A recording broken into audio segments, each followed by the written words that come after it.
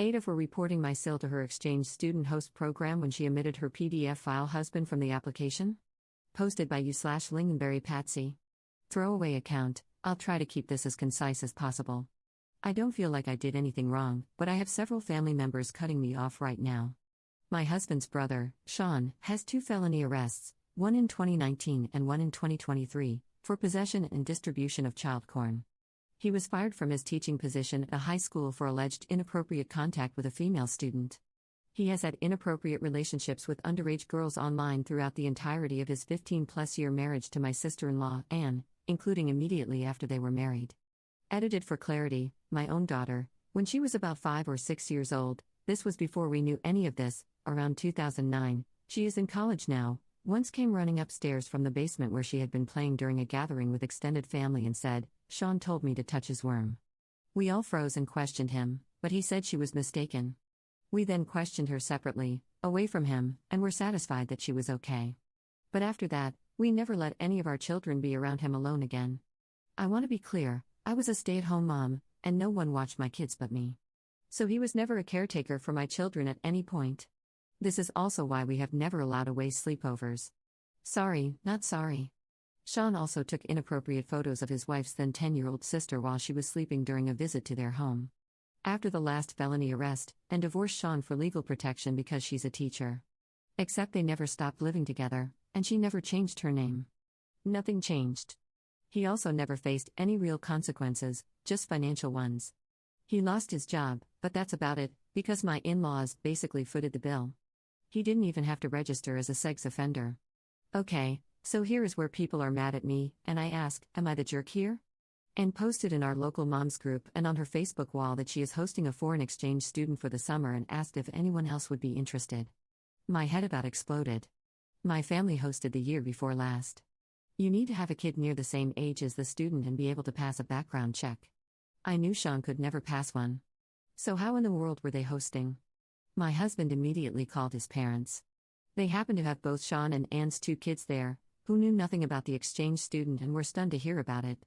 They had no knowledge of any plans for Sean to stay elsewhere during the summer. I asked the local coordinator from the exchange program to contact me. She told me that Anne had only listed herself as the adult on the application. Having been through the process before, I knew you have to include all adults 18 plus in the household. I told her that, unfortunately, Sean could never pass a background check due to his felony arrests for child porn and that he lives there full-time. The coordinator was absolutely horrified and thanked me for letting her know. Today, and texted my husband, absolutely freaking out. She accused us of breaking her daughter's heart over losing the exchange student, whom she hadn't even known about yesterday, accused me of hating Sean, being unchristian, hateful, and petty. I have lots of screenshots. Along the way, I also found out that Anne is absolutely convinced that only immediate family know about Sean's arrests, as if public records don't exist and people forgot our last name and the high school incident never happened. And my mother-in-law, Sean's mother, is disappointed that I didn't go to Anne first before going straight to the exchange student coordinator. I was also contacted by Anne's mother and soundly threatened to not mess with her family.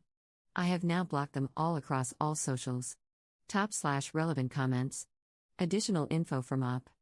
I also forgot to mention, I'm a mandated reporter. Commenter. Honestly, your sister-in-law is likely one too, as a teacher. She doesn't need her job if her judgment is this poor. Op's response. She is also a mandated reporter. I've been saying this for days since this all started going down. Commenter 2. Asking for info, Sean and Anne's minor children still live with them? Op's response. Yes, they do, boy 11, girl 14. Commenter 3.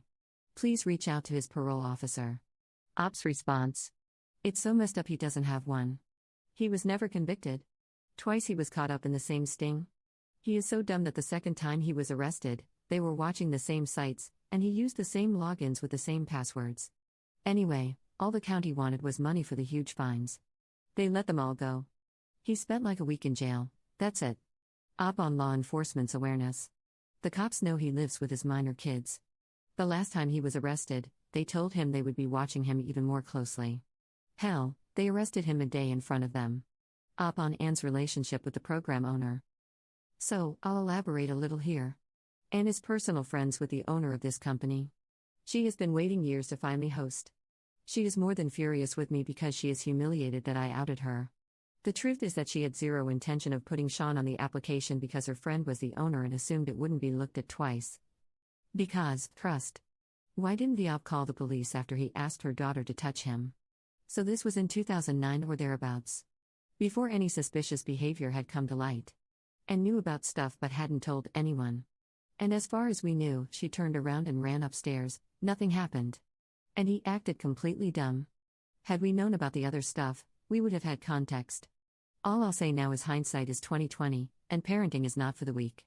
Update 2 days later. Late last night, my daughter, the one mentioned in this story, who is now an adult in a college student home on summer break, came home after spending several hours with her grandparents.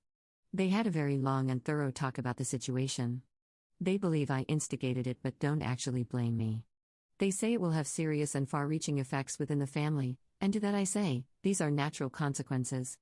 And had no business applying to the program. And of course, if Sean had been a decent human being, none of this would even be a conversation. I told our daughter all the specific things she didn't know that Sean did. She had known for a long time he was a PDF file, she had that knowledge to keep herself safe. She has no recollection of the worm incident, but she told us something that upset us.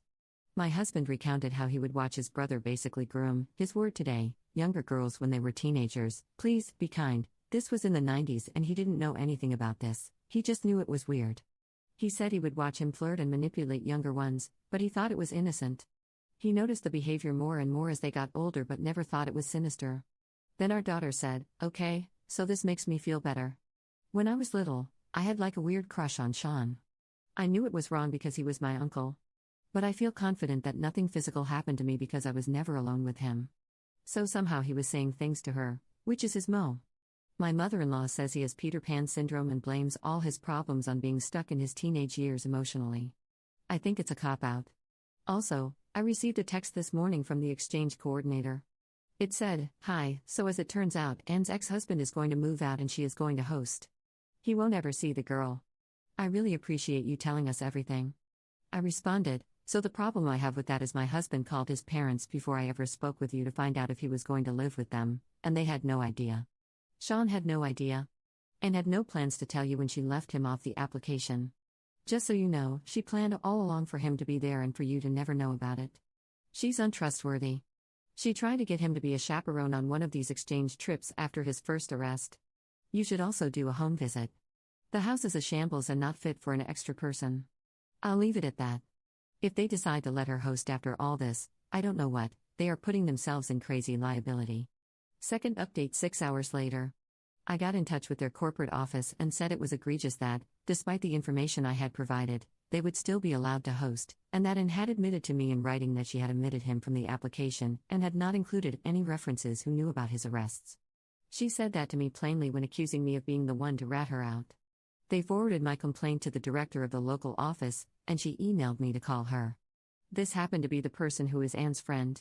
I called her and explained everything in detail. She was unaware of the magnitude of the situation. I said, "Please let me share with you the arrest reports." I forwarded them to her, "so you understand what you are dealing with." I said I know you are friends, and she cut me off and immediately began to distance herself from Anne, saying that they had worked together in the past. I explained my position as a mandated reporter, my obligation to protect any incoming minor, and of course, my own children. And that I was 1000% certain Anne had zero intention of moving Sean out of the house before any student arrived. Despite any intentions, the optics are terrible. She agreed completely and said that the liability was too great and they would be taking them off the hosting list.